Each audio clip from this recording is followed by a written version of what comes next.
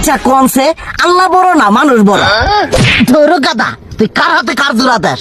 কোড়ায় আল্লাহ আর কোড়ায় মানুষ। যেটা কবার কইছে ওইটা কন। আল্লাহ বড় না মানুষ বড়? আল্লাহই তো বড়। আল্লাহ বড়, তাহলে আল্লাহর কথা না হইনা মানুষের কথা শুনেন কে? কি কইতাছস? কি আর আল্লাহর কথা মানে না মানুষের কথা মানে? হ্যাঁ, কি আর মানুষের কথা শুনেন তাই না?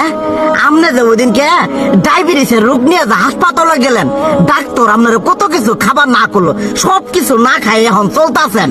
তাহলে আল্লাহ যে আপনারে কইছে যে হারাম খাবার না, সুদ খাবার না, কই আপনি তো কাম কাজ বাদ দিয়ে এলাকার মধ্যে টাকা পয়সা না গায়ে খালি ওইলে দিয়েই খান, নিজেরা টিয়াও হালাল ভাবে কামাই করেন না, ওই সুদ তো না করে টিয়া করে লাভ আহে ওইলে দিয়ে দিয়ে চলেন আর পেটা বড় বানাইছেন। শুনেন একটা কথা কই, হারামের কোনোদিন আরাম নাই।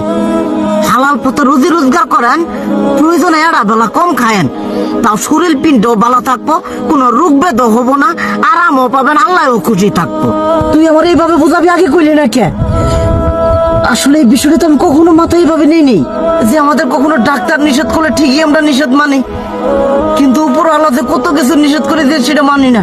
আর এই যে হারাম পথে টিয়া পয়সা কামাই করতেছেন, শরীরের মধ্যে দুনিয়া রোগ বেত হয়েছে, দেখা যাইতেছে যা টিয়া হারাম পথে কামাই করতেছেন তার তো বেশি টিয়া মনে করেন জ্বলে যাইতেছে গা বেশি।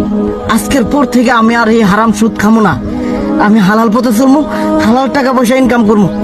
এতে করে যদি একবেলা কমও খাইতে হয় তবুও খামো, তবু আমি আর এই হারাম পথে চলবো না। আচ্ছা ঠিক আছে।